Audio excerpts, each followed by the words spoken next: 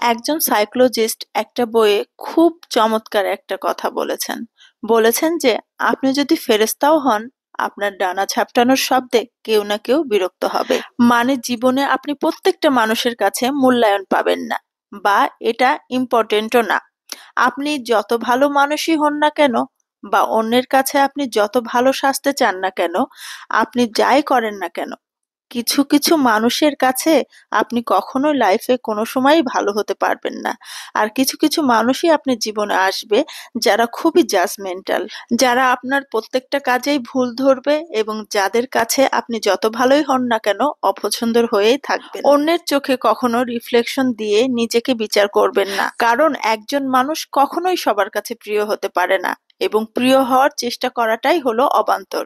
এতে আপনার প্রচুর পরিমাণে পজিটিভ এনার্জি নষ্ট হবে, মন খারাপ হবে, লাইফে টক্সিসিটি বাড়তে থাকবে। তাই নিজের জন্য বাঁচুন, নিজের যেটা ভালো মনে হয় অন্যের ক্ষতি না করে জীবন যাপন করুন। যেভাবে চললে আপনার মন ভালো থাকে সেভাবে চলুন। সবার কাছে অনেক সময় ফেরেশতাও ভালো হতে পারে না। যাই হোক, অনেকগুলা ভারী ভারী কথা বলে ফেললাম। আমি আর আমার মেয়ে চলে গিয়েছিলাম রাজশাহী কালেক্টরেট মাঠে। সেইখানে বইমেলা হচ্ছিল। তো আমরা জানতাম না যে কবে থেকে বইমেলা হচ্ছে কিংবা কবে শেষ হবে, শুধু শুনেছি যে বইমেলা হবে। যেহেতু মেয়ের বই পছন্দ, তো সেই জন্য দুইজন চলে গেলাম সন্ধ্যার আগে আগে।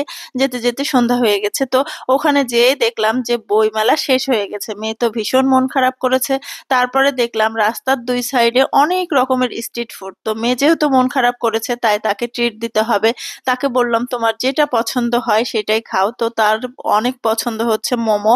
মোমো খেলো, তারপরে এখান থেকে তান্দুরি চা কিনে দিলাম, সেটা খেলো। আর বলল যে আম্মু এই জায়গাটা দেখে মনে হচ্ছে একদম কলকাতা কলকাতা একটা ভাইব। মানে কলকাতায় যখন গিয়েছিলাম তখন কলকাতায় এরকম রাস্তার ধারে স্ট্রিট ফুডের অনেক অনেক দোকান ছিল, ওরকম মনে হচ্ছে। আর এই জায়গাটা এত জমজমাট জানা ছিল না। বাবু যা যা খেতে চেয়েছে সব খাওয়াইছি, আর বাসার জন্য সবগুলো পার্সেল করে নিয়ে আমরা রওনা দিলাম।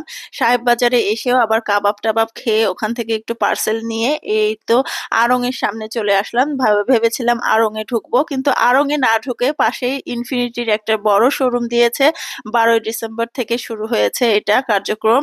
তো ভাবলাম যে যেহেতু একদম নতুন দোকান, একটু দেখে যাই। আর ইনফিনিটির জিনিসপত্র কাপড় চোপড় খুবই আমার বাচ্চারা পছন্দ করে, আমি পছন্দ করি। তো আমরা একটু ঢুকলাম শোরুমে।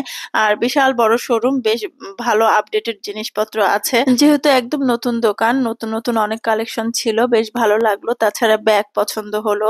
আর কসমেটিক্স, টপ ফেসের যে কসমেটিক গুলো আছে সেগুলোও ভালো লেগেছে। তো আমরা তেমন কিছু না কিনলেও ছোটখাটো জিনিস কিনেছি। আর বাবু বলল যে বাবা আসলে আমরা ইনশাল্লাহ কি এখান থেকে অনেক শপিং করব। তারপরে রাজশাহীর সৌন্দর্য দেখতে দেখতে আমরা মা মেয়ে আমরা বাড়ির দিকে রওনা দিলাম। এই ছিল আজকের ভিডিওটি। ভিডিওটি ভালো লাগলে অবশ্যই লাইক কমেন্ট শেয়ার করতে ভুলবেন না। আর দেখা হয়ে যাবে নেক্সট কোনো সুন্দর ভিডিওতে। সেই পর্যন্ত সবাই ভালো থাকবেন, সুস্থ থাকবেন, দোয়া করবেন আমাদের জন্য। আপনাদের জন্য মন থেকে অসংখ্য অসংখ্য দোয়া রইলো। আজ তবে এখানেই বিদায় নিচ্ছি। আল্লাহ হাফেজ।